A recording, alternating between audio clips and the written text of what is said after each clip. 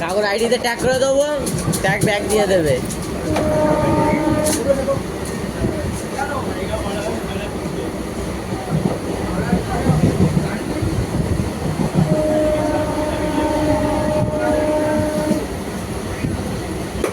এটা তুমি না খেয়ে বলো কেরম টেস্ট।